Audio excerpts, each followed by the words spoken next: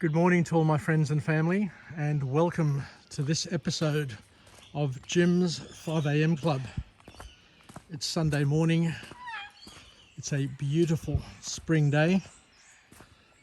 The birds are singing, they're chirping, and the bushland here is alive with activity. There are bushwalkers, there are sounds, there are smells, there's the water in the creek next to me trickling, and it's just a great place to be on the first day of the week.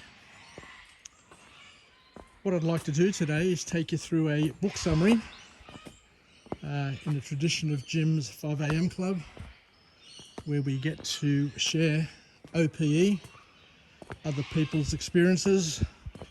We don't quite have the time these days to read as many books as we may like, but with the brilliance of technology, there are plenty of book summaries which are now available for free online that you can read to your heart's content.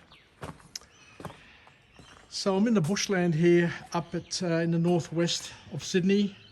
I'm somewhere between Northmead, Borkham Hills, Castle Hill, North Rocks and West Pennant Hills. But as you can see, it's just lovely. It's well signposted.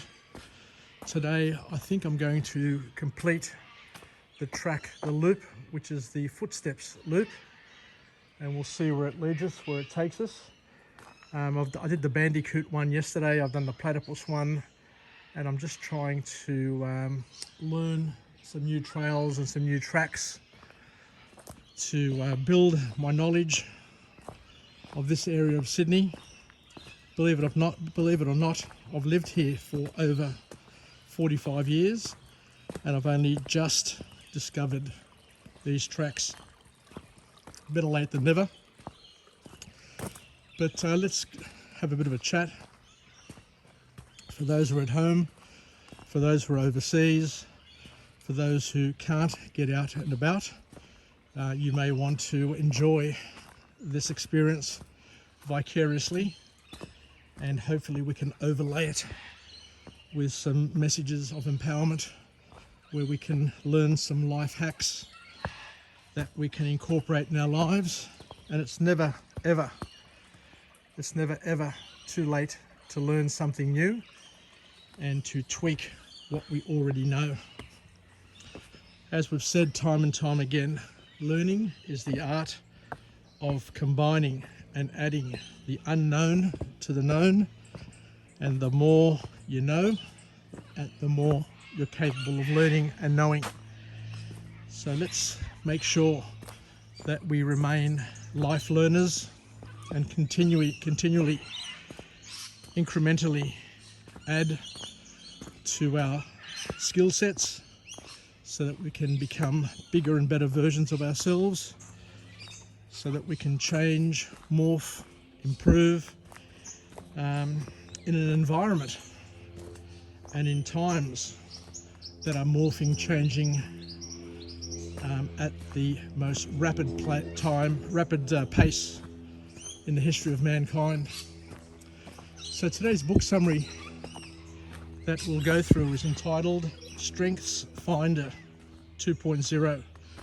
Strengthsfinder 2.0, and it's by an author named Tom Rath, who's authored about 8 books so far. I'm sure he's probably authored more than that, but that's the latest that I'm aware of. So this morning I've selected 2 of his books that I wish to highlight and talk about in Jim's 5am Club, and do it whilst walking through this natural environment, which is ever so beautiful and peaceful. So the author makes a very bold statement early in the book with a quote that I guess puts us all on guard and gets us attuned and ready for the lessons ahead. And he says, contrary to many people's beliefs, but it's important that he gives a point of view. And as I said, I'm an emissary. I'm here not to give you my views. I'm here to share the views of the authors, and then we can choose what to do with it. The author here says, and I quote, "You cannot be anything you want to be." You can't be anything you want to be, but you can be a whole lot more of who you already are. A wonderful message to help put everything into perspective. So you can't be anything you want to be, but you can be a lot more of who you already are. So this book is all about building on your strengths and not wasting too much time trying to patch up your weaknesses. Because as they used to say at IBM in the old days, you know, you can't make a duck soar like an eagle.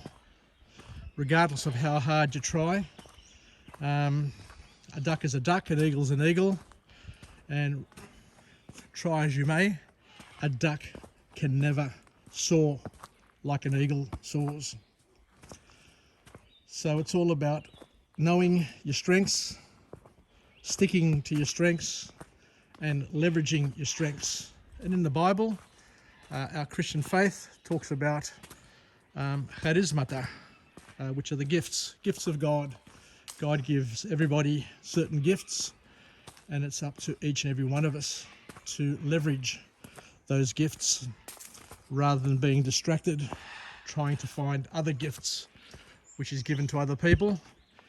And the lesson there is that you've got to stick to your knitting, stick to what you're good at, and in that way you're expressing God's will.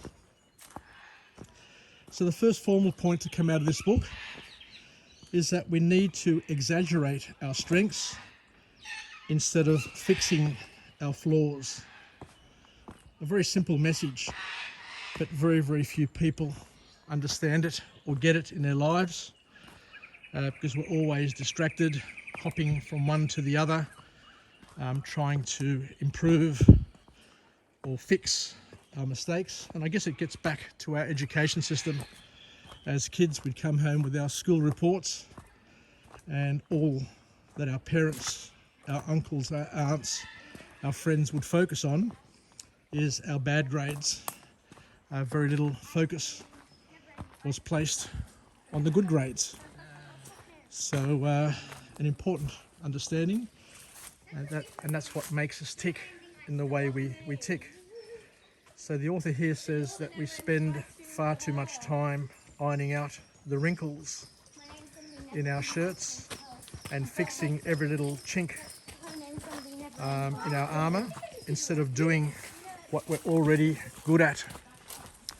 So a powerful message from this author that once again puts us on a path of discovery, and it may be liberating to some of the people listening to this video who have grown up being told what they're not good at and being distracted and wasting so many times, so much effort trying to improve things that, yes, you may get some small improvement, but you may never be great at it.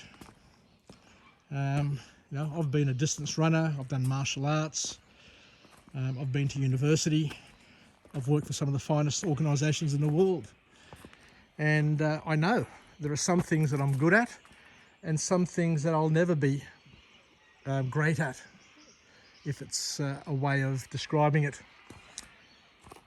So the author goes on to say that we mustn't force ourselves. We've got to try and not force ourselves to do what we suck at. You know, walking, in terms of our health benefits, will get us 80% of the way there. So we've got to select the things that we can do and things that we can consistently do to gain the improvements that we want, and not to focus on perfection, but to focus on progress. So the author talks about the importance of reading, and the bottom line, the key message, the key theme for this book is to focus on what you're good at. The author, as part of their project, as part of their life mission, came up with 34 characteristic strengths that were identified in research, where he interviewed lots and lots of people to try and find out what sets them apart. And he says that there are 34. It could be 134, it could be 4, but he's come up with 34 things that he calls characteristics or strengths that differentiate people from each other. So we won't talk about all 34 of them. We'll just talk about a couple of them to keep the presentation short, to make it focused, so that we can take something away with us and use it in our everyday life. The first couple of characteristics that he talks about is that there are believers and futurists, and they make for very, very good founders in a person's life. A believer is someone who can separate motivation from belief. So people who have strong beliefs and who are self-motivated. So for these sorts of people, if you find something you believe in, that will help motivate us to get up early in the morning and stay up late at night. So having strong belief is something that certain types of people are really good at. So people who are believers, not everybody's a believer. Now you see it within religions. Not everybody is Christian, not everybody is Muslim, and of those who are within those faiths, not all are strong believers.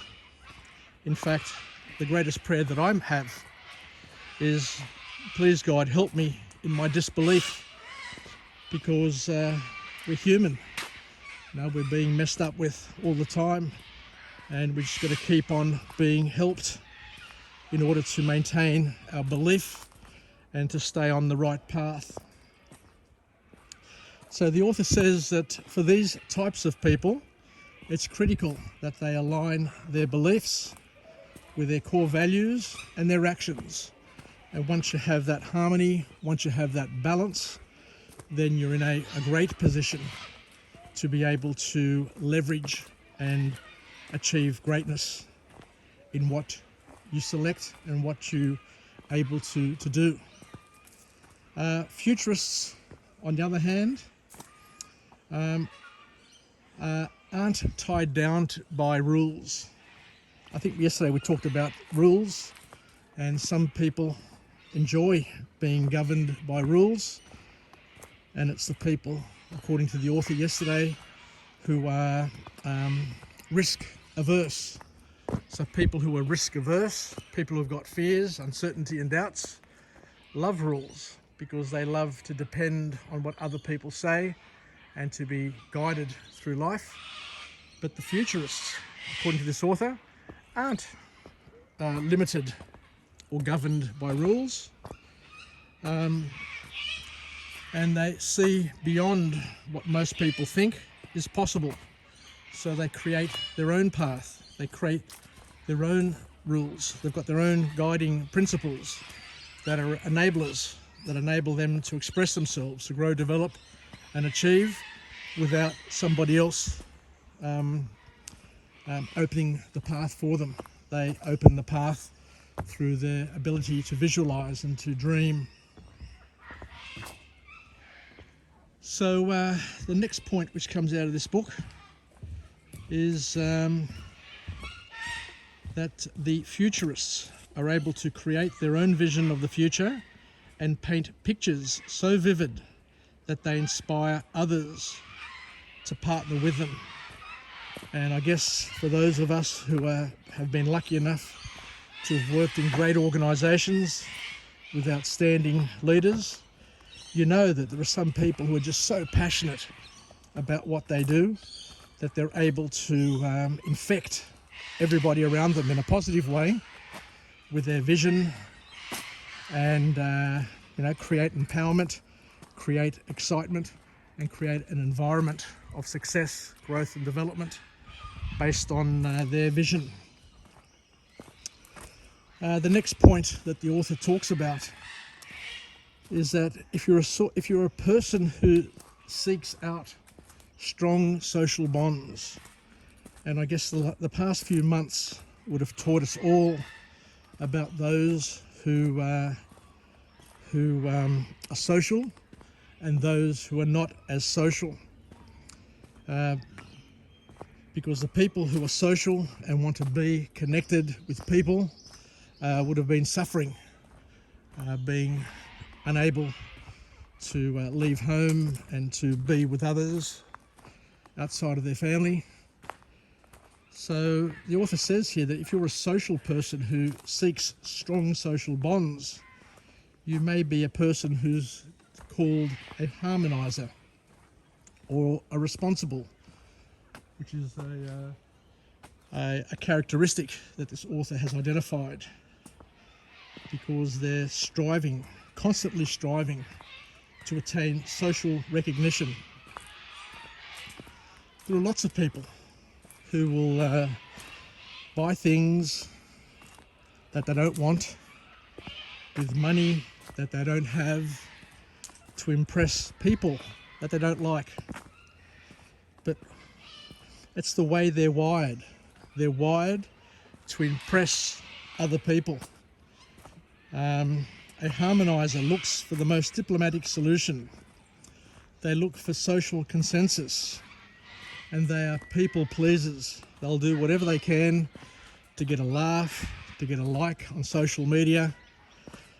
And that's their makeup, as we said before. They thrive on teamwork, which is an interesting point, where teamwork becomes an essential part of their life. They hate hierarchies. They prefer flatter hierarchies.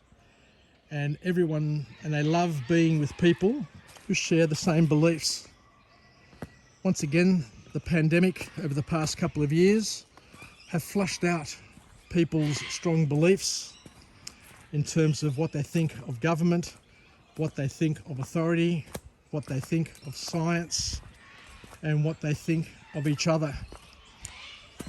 And we've got anti-vaxxers, we've got freedom fighters, or I call them freedom wankers, and I guess that offends people as well when I say things like that. But it's just the way things are. So, looking at the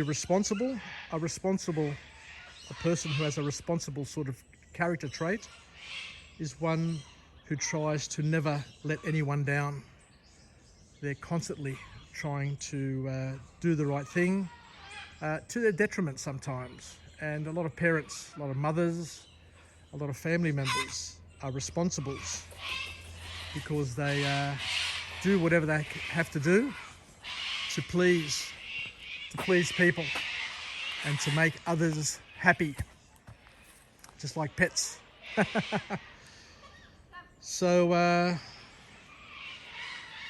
guess the key point that we need to understand, and the key message from the author, is that if you're a responsible character type, then you need to learn how to say no, because you'll always be doing more than what you have to. You'll be pushed, you'll be pulled into doing more than what you need to do. So the key lesson is to learn how to say no and how to manage your limits.